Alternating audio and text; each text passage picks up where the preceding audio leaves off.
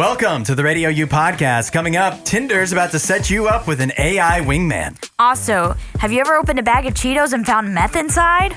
All that and more on the way next. Did anyone else wake up to this over the weekend? You got to your car, and if it wasn't parked in the garage, it was absolutely covered in nonsense. Did you notice this? Yeah, this definitely happened to me. I woke up Saturday morning to go do something, and I was like, why is my car covered in dust? Yeah, we went out on Saturday and saw that our car was like covered in dust, but like we thought it was, it's pollen or whatever. Right. Because there's trees all around, the weather's warming up. But then like we were out and everyone else's car is also covered. And we're like, what is the deal? And then the lines at the car washes, I don't know if you saw this, out the door. Yeah. Like just spilling onto literally there was a major road by my house that has, like if you turn right, then you can turn into a car wash. And the entrance to the line of that car wash was backing up onto the main road. Right. It was problematic. The reason I had to look this up. Why is everyone's car covered in dust and nonsense? Well, apparently it's Texas's fault. Evidently, over the weekend, there was some dust storms in like Texas and out west. So that sweeps the dust up into the atmosphere. Mm-hmm. And then while it was raining over like the eastern portion of the country, everything east of Texas, it was raining down, like bringing that dust down with it. And so then after the rain was gone, then you're left with everything covered in the dust that was up in the atmosphere. Yeah. So blame Texas. We certainly got that dusting. So yeah, I was like, where did this come from? And I didn't even think to look it up. It was just something that I randomly saw on social media that was like, here's the explanation for the dust that we got. It's from Texas. And I was like, what? So I didn't even know something like that could happen. But I mean, I guess it makes sense that it would get drawn up in the atmosphere, similar to, water or something like that. So yeah, pretty crazy. Yeah, I will be, if you're from Texas, I'll be sending you a bill for my car wash. I have 2 cars and they both need to be washed. They look ridiculous. I could deal with all the salt from all the, times it snowed, but dust, no thank you. Yeah, no thank you, sir. It looks like I've been out, on a dirt road. Yeah, and everyone's car looked like that, so I guess at least it levels the playing field. Sure. But it does look ridiculous, and it makes it harder to see if you're like driving into the sunlight or whatever. I do want to go get it washed. I haven't done it yet. Yeah, I think I'm going to try and go get it washed today. I wanted to get it done yesterday, but I knew the lines were going to be way too long. Yeah, it was unbelievable. See, any car wash I drove by the last couple of days, just everybody. And it's already going to be busy. The weather's warming up. You finally get a nice day. It's gone from snow and salt on the roads to the dust and pollen, I mean. Yeah. And so you're already this would be a busy time for car washes. And then obviously even worse because literally everybody who didn't have their car parked in a garage covered in dust. Yep. And forget about the cars, all the other belongings I have too. And I'm supposed to just hose them down. Right. Thanks a lot, Texas. Giving me a chore. Now dating is hard, but fortunately Tinder's here to try to make it a little easier, especially for the users that really seem to be having a difficult time with it. It sounds like Tinder and possibly Hinge as well, since they're both owned by Match Group, may start incorporating artificial intelligence features, basically an AI chatbot that would assist you in real time while you're on the app, either of those apps. Basically, it would help suggest photos, which ones you should use, but also it would help you if you're like sending out messages that are totally not what you should be sending out. It'll kind of coax you, be like, hey, I just read this here and I don't know if you should send that, and try to give you some tips and pointers before you start sending out ridiculous things that are probably the reason why you're being rejected. Gotcha. So it's just gonna help educate you a little bit, maybe. It says here, effective coaching for struggling users is what I guess they hope to add with this AI feature. Yeah, I actually did read this article, and I think later on they said, which is mostly men. Surprisingly. I know it's hard to believe us guys not exactly killing it, all of us on the dating apps. Yeah, I mean, here's the thing. Dating apps, I feel like, are just such a mess. Like, it's just so hard to, date people on dating apps and talk to people and find people that, match with what you're looking for and are serious. Because I just feel like if you get on a dating app, you can get stuck in the limbo of, like, constantly feeling like there's better options, better choices. And so you don't even want to give somebody a shot, even if the conversation is a little dry at first, because you're like, oh, I could talk to somebody else. Yeah. There's got to be somebody, another nice face on here somewhere.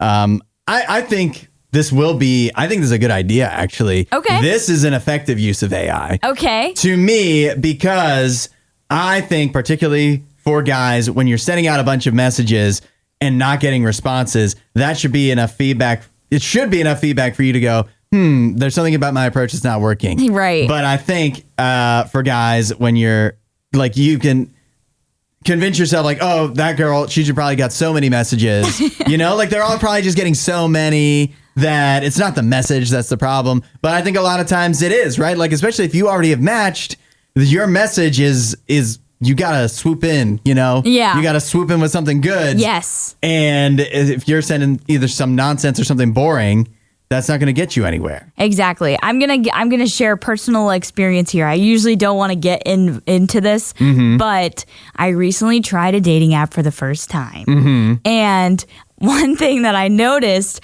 really worked for me. So the dating app I tried was not Tinder; it was Hinge. And I've had friends that have had success on there before, so I was like, okay, I'll give that one a try. Yeah. But so I was like, I'll try it out, but.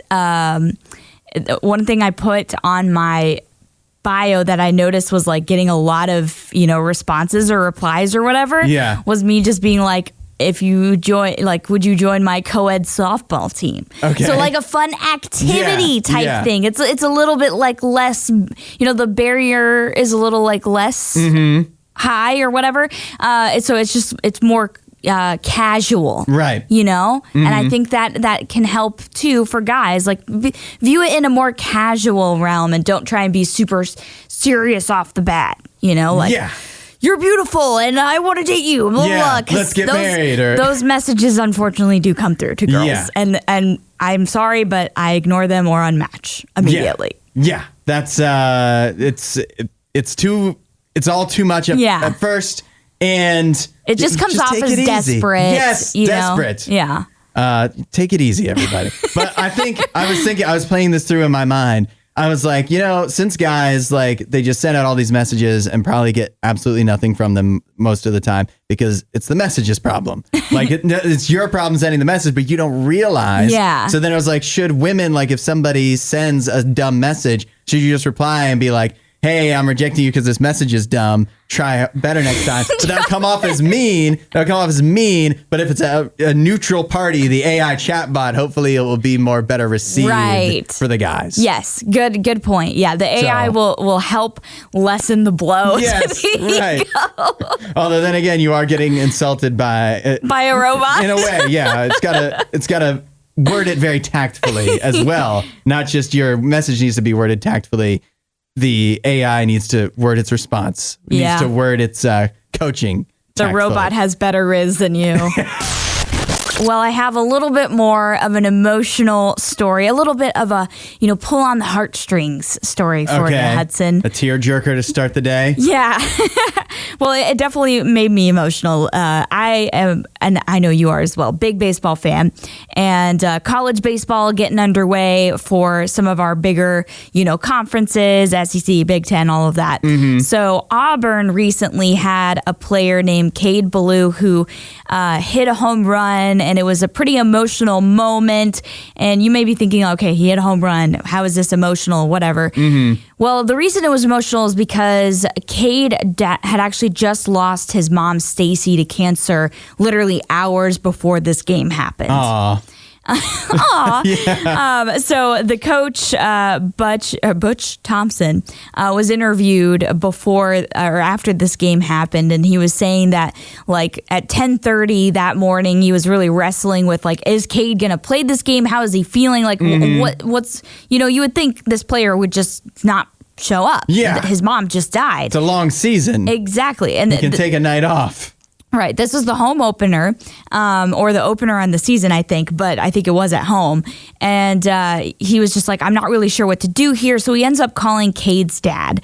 And he's like, listen, I'm the coach, but you're the father. What do you want to do? I yield that to you. This decision is on your guys' end.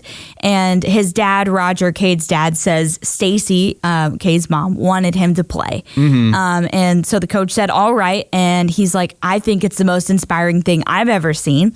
And so Cade is playing this game and honestly keeps like the most, composed face ever. Like I would have been, so emotional, losing my mind. So that just shows so much strength. But also he comes up to the plate in the 6th inning and ends up hitting this home run. It just feels like so right. You know what I mean? Like it's just such a good way for this to go. Yeah, just the way Hollywood would probably write it. Right. There's something about, I think, when you're going through difficult times, that being able to do something that you're really comfortable with, like actually helps you, at least in the moment. It can be cathartic. Yeah, like he probably, I can picture him totally looking forward to the baseball game because like that would be his like escape. Yeah, otherwise you're just sitting there thinking about how your mom just died and he gets to go and like do something else that he loves to kind of get his mind, to just give him a break from that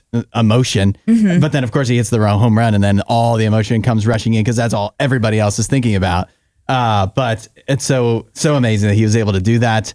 I like to think that if I'm still doing this, whenever my mother passes away, that she'll go, Hudson, go do the show. So that's what she'll say to me too. And then I'll do the best show of my life. Yes. And that'll be the silver lining. And it'll be all for Mama Hudson. Yeah. Actually, you know what? I hope she doesn't say that. I hope she says, take a lot of time off.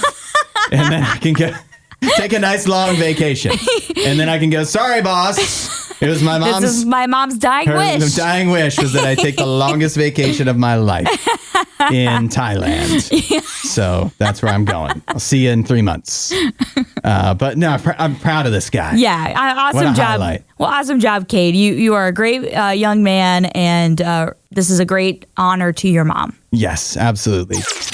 On the menu today is the new Eggo Ice Cream Sandwiches. We have the chocolatey chip flavored variety. They also do have buttery maple and blueberry options as well, but they didn't have those at the store I went to. So, chocolate chip it is. Allie, let's have some waffles or ice cream for breakfast. I do love the packaging for this. It's so cute. It's pretty. It's classic. Yeah, it's wrapped in the classic Eggo yellow, and it's got the beautiful Eggo logo, and it just says ice cream sandwiches and a little swish below it. Before we even are able to bite in, according to the packaging, you can see that the chocolate chips are not in the waffle itself that makes up the sandwich. It's instead in the ice cream. Right. So I guess they just have a one-size-fits-all waffle that they create for these ice cream sandwiches, and then whatever the flavor is only in the ice cream. Okay. Are you going first? Are you taking the first bite? No, you go first. I get the first bite. You go first, and I will commentate as you do it. Okay, he's taking a big bite. It looks softer than what I thought. I thought it was going to be still pretty hard. I think that's because we let it sit out for a couple minutes. Okay, yep. Which I think was smart. For sure. What are your thoughts? Okay. I don't feel like I'm getting a waffle experience at all. Does that it doesn't really taste like an Eggo waffle. It's very different. It's not bad for an ice cream sandwich. Like, it's a pretty good ice cream sandwich. I kind of want more of it. Yeah. But I feel like the Eggo branding kind of tricks you a little bit. Yeah. Because it really, it looks waffle-like, but it doesn't taste much like a waffle at all to me. Yeah, I don't eat waffles very often, but you can even tell just by like the way that this looks. It almost looks even more like a cookie than like a waffle. So it's just kind of like stamped like a waffle, but not actually waffle. But like you said, it's still very good. I mean, I'm not going to say no to an ice cream sandwich. Yeah. I mean, if this is an excuse for us to eat ice cream for breakfast, then we'll do it. It's got the job done. I don't know. I don't know if I would like the other flavors, but I mean, I don't really get blueberry. That's not my thing. So would the maple one maybe that would give you more of a waffle experience. Because obviously this is not going to be, since the chocolate chips aren't even in the waffle, it's not going to be like a chocolate chip Eggo waffle. Right. So I don't know. You know what though? I will tell you what I know. What do you know? That I would never buy these. Oh, really? You want to know how much they were? How much? So there's 4 in this box. How much would you guess for 4 ice cream sandwiches? I don't buy ice cream sandwiches enough to know what they usually go for. This is a specialty thing, though. I'm going to go with $9.99. Oh, okay. It's less than that. Okay. I got them on sale for $6.99. You worried me. They're normally $8.49. Okay. But that's too much to me. That's too much. I mean, I don't know what they usually go for. Ice cream is usually not super expensive. So like I don't buy a lot of ice cream, but I don't like spend a lot. I'll get like the private selection or whatever from like Kroger. But yeah, so I'm not even sure what the going rate would have been. It shouldn't be that high. Okay. It shouldn't be this high. I trust you. You know what, though? You know where these could probably thrive, and I guess this is probably true for many ice cream treats like this, is at the ice cream truck. On a hot day, yes. You see all the stuff posted there. You're a child. You see hear the Eggo. music. Yeah, you see the Eggo on there. You're going to be like, yeah. You know what they should... I want Eggo ice cream. You know what they should do if they're selling Eggo products to attract the children? What's that? Play the Stranger Things theme song. Perfect. It'll be great. Yep, it's what a tie-in. What a beautiful tie-in. So yeah, I mean, I give this an okay. Yeah. Like, it's a pretty solid ice cream, but it's not worth the price to me. Yeah. And it definitely doesn't taste like waffles. No, not at all.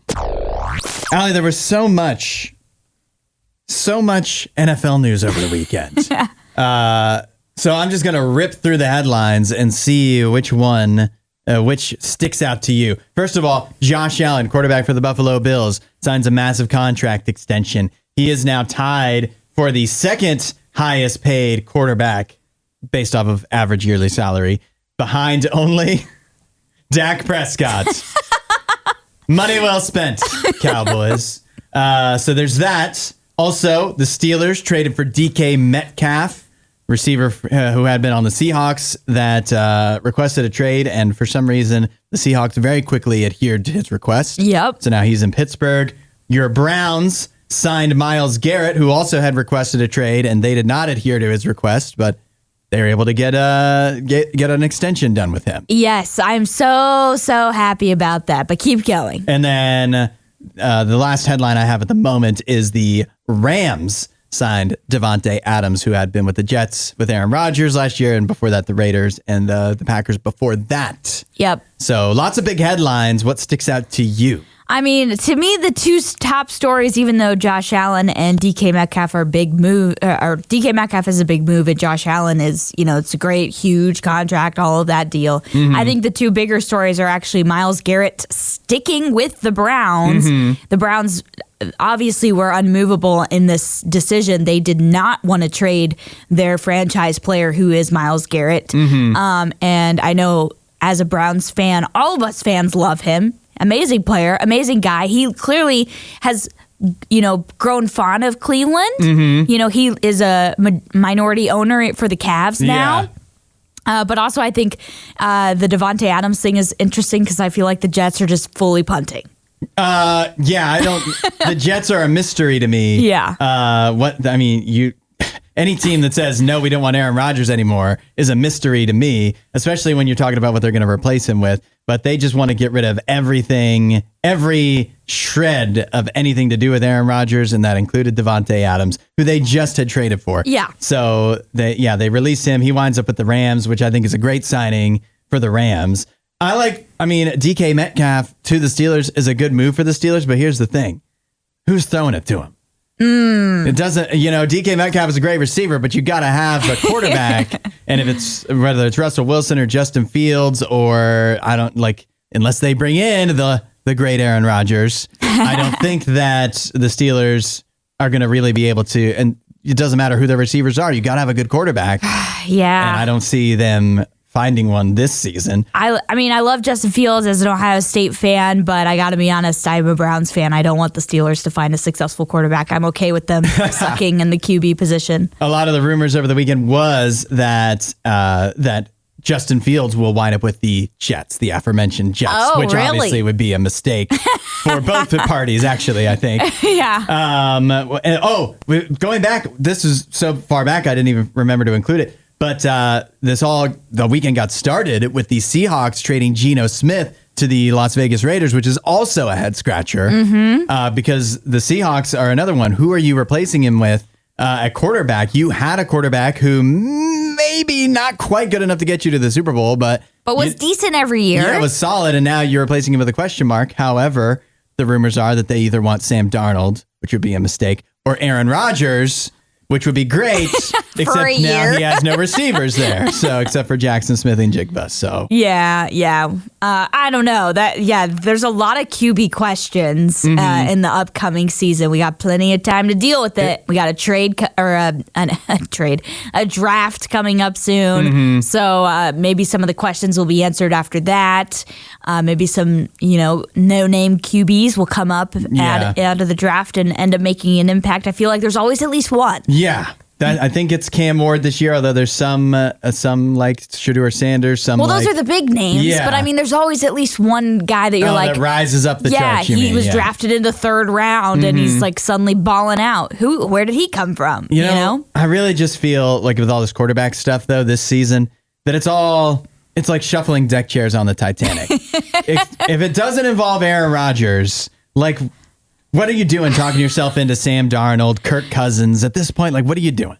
What's the point? It doesn't matter. Elon Musk posted out a post, or whatever we call them, on X. It says, if daylight savings time is canceled, do you prefer an hour earlier or an hour later? And so many people, because we all know Elon Musk is really running things, are thinking this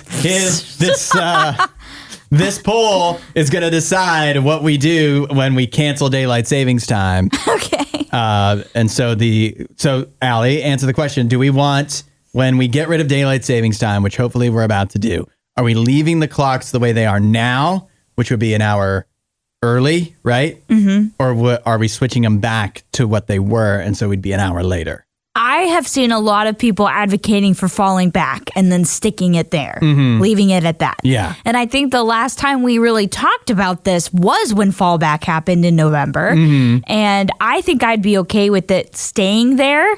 But also, I feel like I like the more daylight, especially in the later hours. Mm-hmm. That way I can enjoy, going out and doing more things, outside. But, we do have longer days in the summertime. That already naturally happens. So, yeah, I don't know. I mean, I love when we get that extra hour of sleep when it falls back. It doesn't feel as good when you spring forward, but I do like the extra light. So there's like pros and cons to both. Yeah. It's an important decision. Yeah. Because whatever we decide is what we're stuck with. Is what, not just what we're stuck with, but what everyone for the future is all they will know. Every child born will only know. Unless we switch it back in like 2 years. Sunlight till 9 p.m. Or if we move it back and fall back and stay there, then we only get sunlight till like 8 p.m. in the summertime, which isn't late enough for me. I want to stick with what we have now. Okay. Obviously, I hate losing the hour of sleep. But now that we've set it forward, I want to stick here. I like this. I think I can agree with that. Like now that we are here and we're adjusting to it, let's just not move anything around anymore. Let's just be happy with this, because that sudden change that we all experience when fallback happens, where it's like suddenly you go from it being dark at 6 o'clock to immediately 5 o'clock, it feels like midnight. That is abrupt and awful, and we all get into depression. Yeah. So that's no good for us. No, we don't want that. Andrew D. Huberman, apparently he has a PhD. He responded to Elon Musk's Twitter poll. Okay. He says, most people prefer sunlight later into the day. The data on mental health say more sun earlier in the day is better, but people would have to get up and view that sunlight to reap the benefits. Data also says lock the clock is better than shifting twice a year, so we can't lose. That's right. That's what I'm saying. Yeah. With shifting it all over the place Unnecessary. That's the bad part. We Just don't need to do that. Pick one We need to and pick we'll one. be fine. Yeah, we'll learn to live with it. Yeah. But the way we do it now, unnecessary, annoying, and there's bad for mental health. There's lots of things it's bad for mental health. It's bad for car accidents. Yep. This time of year. Bad for the kiddos that are already getting, they're on a schedule and it's harder for them to adjust to a new schedule. So yeah. Yeah, I agree with everything that doctor said, and I think whatever we pick, it'll probably be the right one. But like you said, I think sticking with more daylight in the evening hours, I think that's what I would personally prefer. So, but yeah, let's just pick one and move on. Make up our mind. Elon, you know what to do. Get to work. Yeah, I trust you implicitly on this, without question. Isn't it funny that I feel like no matter how lazy you are, everybody, like if you ask them, they're like, oh, I've got so much going on. You know what I mean? Like I've got so many things I need to manage in life. Even if you sit around at home all day, you'll be like, but I've got so much, Yeah, it's the anxiety of it all, right? Yeah. Even if you don't want to tackle it, the anxiety can be crippling. No matter how many plates you actually have spinning in life, everybody feels like their hands are full. Yeah, you've got a million plates spinning all at once. Even if you compare your life to somebody else's or somebody else, that other person may have a billion more plates spinning than you do. Well, what's busy to one person may not be busy at all. So it's just like it's subjective. Yeah. What you think is busy is different to somebody else. No matter what walk of life you're from and your level of success or what you've got going on, we all, I think, in our minds are managing so many things all at once. You've got it could be any list of these things and whatever, but it's your family's expectations. It's what you got going on at school. It's work. It's like the bills you need to pay. It's all and you've just got a billion things to each and every one of us. It feels like, how am I, I only have so much time in the day. Right. I only have so much space in my mind. Right. And I feel like I'm barely holding together. I think this has happened in numerous Spider-Man movies where Peter Parker, Spider-Man, he's trying to hold on. Yeah, spoiler alert, Peter Parker is Spider-Man, by the way. He's like, I think in one of the recent ones, he's got like that cable car or whatever, and it's been sawed in half. I might be combining different movies. I was going to say, I don't think that's a recent one. I think it's Tobey Maguire. What about the one where he's with Iron Man, though? Tom Holland Spider-Man? Yeah. I'm not as familiar with those, I gotta be honest. But I know which one you're I'm thinking of the one it happens in every Spider-Man movie at some point. I'm thinking of the one with like Mary Jane in the school bus and like, which one are you gonna pick? Yeah, and the Green Goblin's using his webs and he's like tying it all together and he's like being stretched apart. That's definitely like Tobey Maguire Spider-Man. Yeah. And like that's how we feel. We're being stretched apart, trying to like keep all these things together in our lives. And it's exhausting and it wears you out. The great news is that you can shed some of that burden, all of those expectations, all those things that you're so worn out from carrying and managing on your own, and hand it over to God. It's so amazing to have that in your mindset that you don't have to carry all of this stuff, all these plates, all these balls you're juggling, all whatever metaphor you want to use, all this stuff that you've got going on. You don't have to manage it alone. Right. You don't have to try to find all of the mental capacity and the energy to deal with each and every one of these things all by yourself, because God is there to handle it with you and for you. And all you need to do is ask. And once you just simply do that, the relief that it is, the weight that it literally feels like comes off your shoulders sometimes, it's actually amazing. Yeah, those people that you're around that you just feel like, I can be myself. Mm-hmm. I don't need to put on like a face of like, I have it all together. I'm composed all the time. My life is perfect. Mm-hmm. Those people that you can truly just be you. That is God, because he knows everything about you, knows everything about your life, every struggle that you are currently walking through. There's no need to hide that from him. There's no need to try and come to him and pretend like you're perfect and you have it all together, because he knows. Mm-hmm. He knows, and he's ready to walk with you through that. So if that's something you're ready for, to shed some of that weight and to be able to just feel that relief, say, hey, Jesus, I need that. I really need some help. I'm tired of holding it all together myself. I'm being stretched apart here, and I need you. And he'll deal with it with you. Let us know if you would ever use something like this with your partner. So a dating app just revealed that they're going to be coming out with a new thing called like romantic mood rings. Okay. They're a digital ring that is something where you can wear, you can buy them in a pack of 2, and you can wear them with your like boyfriend or girlfriend or, fiance or husband and wife. And basically it has this technology that like syncs up with your heartbeat and other emotions it detects by partly listening to you because it has a microphone. And that's not creepy at all. Yeah, right. It has a microphone and biosensors to capture emotionally what you're feeling throughout the day. And it has an LED light in the middle of this band. It almost looks like a wedding band. Yeah. And like what a man would usually wear. But so it has this like LED light in the middle, and it'll change. Yours will change based off of what your partner is feeling in that moment. Okay. So it'll be a different color. So the colors are all correlated to something. Your ring shows what your partner is feeling. Yes. Oh, man. Yes. So, you could be at work and suddenly you look down at your finger and it's like, oh, it's blue. My partner is sad. I don't know if that's what actually it is, but I would imagine, blue and sadness and just whatnot. Makes sense. Yeah. So, or like it's green. My partner's really happy or energetic or something. I don't know. But there's these things that haven't hit the market yet. They're made by a dating app called Raw, which I've never heard of before. But they're saying late this year or early next year is when these will be on the market. So like Aura Ring for Love. Yes. Yeah. Doesn't this sound like it could be way more harm than good? Here's the thing. I know for some people, they really struggle to communicate their feelings.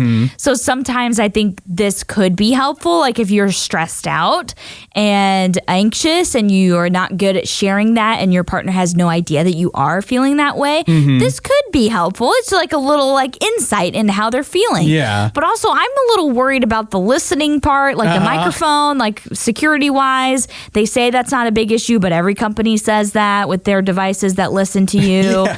And so I'm a little worried about that, but I'm also worried about how accurate it would be. So here's what I can already picture too, right? Like I'm wearing my Aura or whatever these rings are called. I don't know if they have a name yet. These romantic mood rings. And so I'm wearing my ring and I'm seeing like what Mrs. Hudson is feeling all the time. Yeah. And then all of a sudden, how come it's only showing the happy color when I'm not around? I think, as soon as she's around me, it's blue. Yeah. So I think this is grounds for divorce. And then, somebody gets a divorce and it's all the ring's fault. Yeah. And then the other person that didn't want to get a divorce is like, well, I'm suing this company because it's all your ring's fault that our marriage fell apart. And, if I feel like it's not a big leap to see all of that happening. For sure. I mean, I would hope. For what? For what benefit exactly? Right. I would hope people aren't making their relationship decisions off of a ring that, is like a mood ring or whatever. But, it's definitely given me vibes of like if Black Mirror was still around, they would have an episode about this. Yeah, exactly. Yeah. This is an episode. Yeah. This is an episode of Black Mirror. Listen, I'm sure these are expensive too. I don't need this. No. Me and Mrs. Hudson are already emotionally in tune with each other. It's time for our Monday tradition, the box office breakdown, looking at which movies made money and which didn't at the box office over the weekend. Your number one movie in theaters in America this past weekend, Mickey 17. The new Robert Pattinson movie where he, I think, dies over and over again. Yeah. It made $19 million. Aw, too bad it didn't make $17 million. I think either way, it would be disappointing. Yeah. That doesn't sound like enough for how much I think that movie cost to make. Right. It was a high budget film. But maybe more popular in Korea where Bong Joon-ho, the director, he has, he was making movies. We didn't even know who he was until Parasite came along, but he's more popular there. So maybe they overseas that will do well. But here in the United States, less than 20 million doesn't feel great. Number 2 was Captain America, still hanging in there in the top 3 with $8.5 million. And number 3 was Last Breath. That's the Woody Harrelson, Simu Liu diving movie, which made $4 million. Allie, what is the last thing that you watched that's worth reviewing here on the show? Over the weekend, I actually watched quite a bit. There was a new episode of House of David that came out on Amazon Prime. They're doing weekly releases for that now. Love is Blind finished that. Okay. Blech. Oh, no. We'll review it later with Sparkle, I'm sure. Yeah, we need to get Sparkle on for that. Yeah.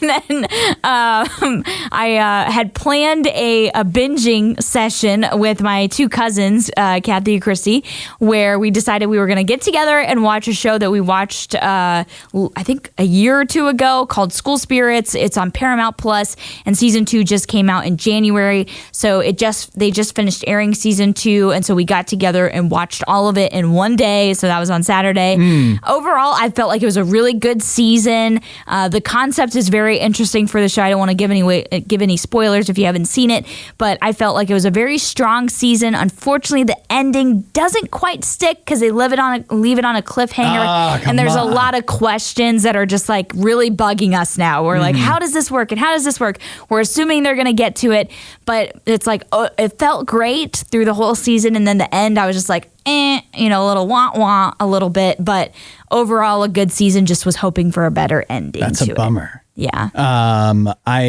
Regina got in. She said she watched the first episode of Daredevil Born Again. Yeah. She says, and this is not going to give anything away, wow, that was a devastating blow. I was not wanting or expecting. The rest of the show was a good intro, but ouch. Oh. There is a shocking death in the first episode of Daredevil Born Again. Okay. I will not say who it is, of course. But Regina, I don't know if this puts your mind at ease or not. All I'll say is that I've heard theories that I don't know if will prove to be true, and I don't know if I want them to be true, but that the character that dies doesn't really die. Oh. Just heard theories. That's all I will say. Obviously, I'm not going to say who the character is. That first episode of Daredevil Born Again, very good. It does give you some of that classic violence that's what I love. Part of what Daredevil was known for. Yeah. It really leads off very early on with some really well choreographed fight scenes in the dark and hallways and stuff like that. And then, so the second episode I watched too, because the first 2 episodes are out. And I feel like, so part of the plot of Daredevil Born Again is Kingpin Wilson Fisk running for mayor. Obviously, of New York City. Yeah. Vincent D'Onofrio is always great as Kingpin. It's a great character. But the way that they write the political intrigue, I can suspend disbelief about these vigilantes going around at night and they can't see, but they have amazing ninja moves. Right. I can believe that. But when you start talking to me about poll numbers and stuff in a way that I know doesn't really ring true, I'm like, what? It takes me out of it. Right. So that kind of messed with me a little bit. You're like, I just experienced an election. I know what these are supposed to look like. Yeah. I don't think this isn't ringing true to me. So that took me out of it a little bit. But I'm still, the way the show is shaped up after 2 episodes, very happy to have Daredevil back. Looking forward to getting back in with it. I also watched Nosferatu, Allie, a movie I know you love, the new one. I'm so excited that you watched it finally. I've been begging you to watch it. Yeah, I resisted a little bit because it's supposedly a horror movie. I wasn't scared. Yeah, it's not really like a classic horror film what you might be thinking of. It wasn't scary. It was spooky, unsettling, but even more than that, gross. It's a gross movie. It has some gross moments. It is gross. It is a gross movie. Very unsettling. I feel like when you see Nosferatu, I wanted him to be scarier because so much of the other, worse looking.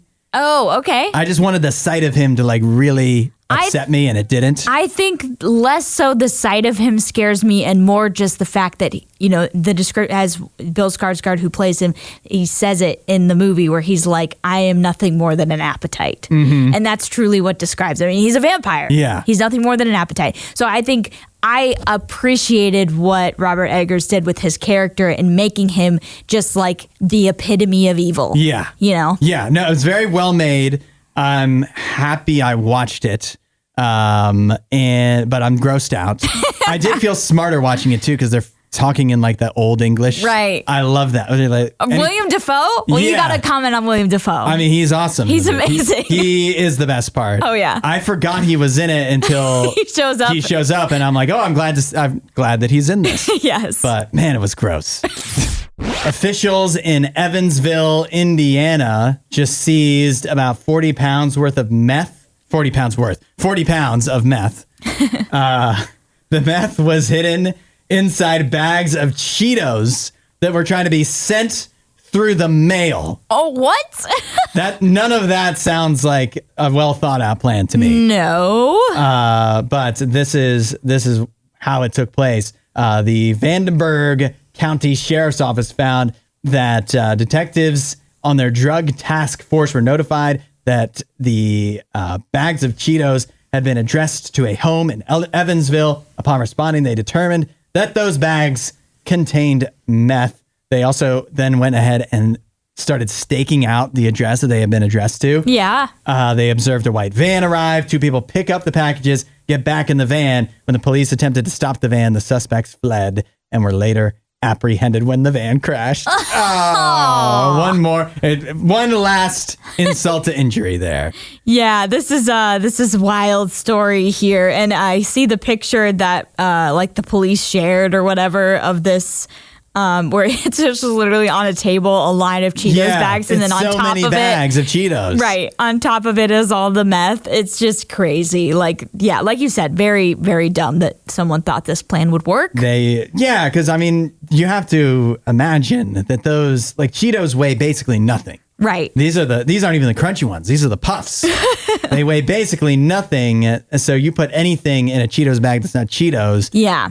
And you're going to notice the weight difference there. Yeah. You're going to be like, why is this box so heavy? Mm-hmm. Yeah. I will say, not that I am looking to get into the drug trade, but if I was involved, this is the role that this is what I could contribute. Okay. Eating the Cheetos. Oh. Yeah, you don't want them to all go to waste. No, yeah. I don't think they were just opening up the bags of Cheetos Throwing and dumping them and putting the meth in. Somebody had to be the Cheeto eater. And you have to eat them quick because those things go stale quick. That's right, yeah. And so that would be, if I somehow got roped into the drug trade, they'd be like, with this guy, we can't trust him with much, but he can be the Cheeto eater. He's the Cheeto man. Yeah, he'll bring down our whole operation, except the Cheeto eater, he's got a gift for that. You would be a natural in that position. I'm afraid to even mention it because I'm afraid that drug traffickers could be out there looking for a Cheeto eater and they will, come apprehend me and force me into their labor. Force you into it. Because of my natural gift. But at the same time, think about how much more drugs they'd be able to smuggle because of how many Cheetos I could eat for them. It sounds like you're really trying to convince them to contact you. I'm not trying to convince them. I don't want to get involved in the drug trade at all. Sure. It sounds like you were trying to reverse jinx yourself. I don't want to get involved, but at the same time, I would take my payment in Cheetos. We had another court storming situation in the SEC over the weekend. This one is so sad, Allie. This one is so sad. So Ole Miss beats Tennessee. Tennessee had a real shot at being a number 1 seed, and now maybe not as much now that they lost to Ole Miss in the tournament coming up. But Ole Miss wins. In the SEC, I didn't realize this in the times we've covered these before. The teams get fined, right? They get fined more and more money for each successive court storming or field rushing that they have. But if you keep the fans from rushing for a certain amount of time, then later on they can go on. It's like just a certain amount of minutes after the game ends. Oh. Where it counts as a court rushing. Yeah. And so Ole Miss, Ole Miss, if you look, eventually all of the crowd winds up and they wind up storming the court eventually. Yeah. To where it's everybody out there. But right after the game, it's only a few people. It's a very sad court storming. It looks like not very many people showed up. You know what I mean? Right. There's only a couple dozen people, but that's still enough to count. Oh. Still enough for Ole Miss to get fined. And that's now their 4th violation, or at least their 3rd violation, which means $50,000 or $500,000, $500,000 for court storming against Tennessee this weekend.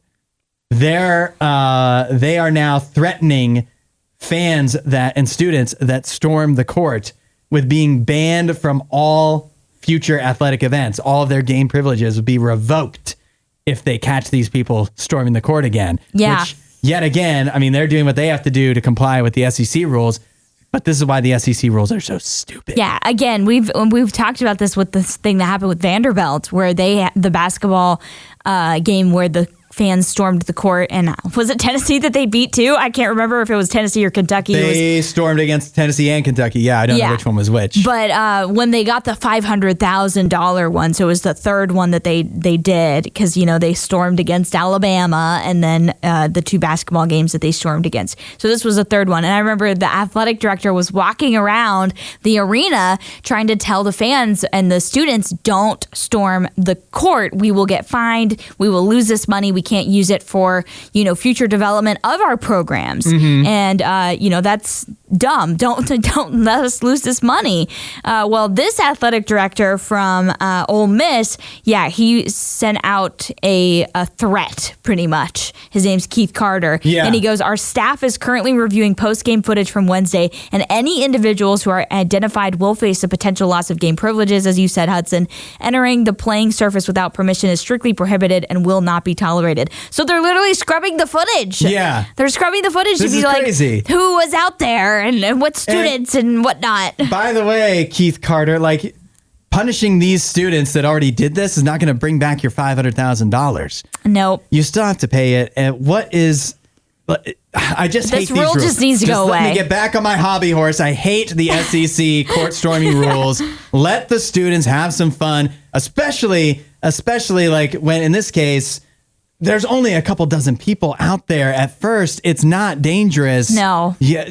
There's no need to take it so seriously every single time because one or two harmful things have happened in the past. Right. We think about all the history of court storming. I say this every time. There's so much of a history of it, and so rarely has anything gone wrong. And a lot of times it's the players initiating that, not the fans. Right. So we don't need these punishments. We don't need this. No, this is just annoying. As we've said many times, it just punishes the school that just won the game. It punishes the athletes that just won that game. It does nothing to punish the actual wrongdoing in the situation, which if you think it's wrong, it's not stopping them from, it's not punishing them for doing that wrong. All it's doing is punishing the people that just won you that game. So it's doing the opposite of what I think the SEC is trying to do, which is stop people from doing this. These are college students. They're not going to be convinced to stop doing something just because you put a rule on there. Yeah, seriously. I'm so over this. But the good news is there's no more SEC home games. So no more court storming this year. Yeah. This is a cautionary tale for all of us. Don't pick and lick. Because a man in China has had his nose-picking habit come back to bite him in a horrible way. And his wife is sharing the experience as a warning to anyone who may have a penchant for picking their nose. This is where it could lead you. I can't even look at the photos from this. I'm not even opening this article. I can't do it. This all came to a head in China, where a man, and I'm not going to try to pronounce names or cities or whatever, but he was an unnamed man anyway. She didn't want to shame her husband. But she'll share pictures of him. Yeah. I can't wait for him to go back into work. Hey, saw you on the news. Heard you went to the hospital for picking your nose. The wife says of her husband, this is a quote from the news story. The unnamed man had reportedly always loved picking his nose. Oh, my goodness. Whether he was standing, sitting down, or lying in bed, he would always be exploring his nostrils with a finger. Oh, no. Only recently, his obsession with nose picking came back to bite him. One day while picking his nose as usual, the man triggered a serious nosebleed that simply could not be stopped despite he and his wife's best efforts. They wound up going to the hospital where doctors diagnosed him with a ruptured artery. Oh. He had to get emergency surgery to fix the damage. And it was all because he could not stop picking his nose. Let this be a warning to all of us that picking your nose needs to be done in moderation. Only from time to time. You can't, if you get out of control with it, you're going to wind up like this guy in the hospital. Yeah, or maybe just don't do it at all. Just blow your nose, You know what? That's just not as effective, I find. Okay. Sometimes there's just only a finger will do. I don't want to, a finger will do some damage. Yeah. That seems to be the clear connection with me here. But, earlier we were talking about the whole sleep study. Yeah. The keep your eyes open sleep study, and I couldn't look at that. It was making my eyes twitch. This is making my nose hurt. This is making me queasy inside because I just don't like the thought of someone like picking their nose and then eating it, as you said. It makes me, it literally makes me want to throw up. You gotta, it builds up the immune system when you're a child. It helps you build up the immune system. I don't stop. When I see children picking and licking, I'm like, nope. Let them be. Nope. It's a part of growing up. Nope. You know that this guy's wife was just waiting for this to happen. Like, she's been praying for the day. If he picks his nose as much as it sounds like here, he picks his nose whether he was standing, sitting down, or lying in bed. Always exploring his nostril with a finger. Oh, she was waiting for this. Why are you still with this man? She was waiting. She was waiting for this to happen. She's like, he's a really great guy. He just won't stop picking his nose. One day he'll learn his lesson, and I'll finally be able to say, I told you so. And now she finally gets that moment. And she doesn't just get to say, I told you so to him. She gets to put it out online for all to see. Oh, yikes. Yeah, so just try to keep the nose picking in check. Only in emergencies. Or you'll wind up in an emergency surgery. Thanks for listening to The Hudson Show. Please don't forget to rate and review the podcast.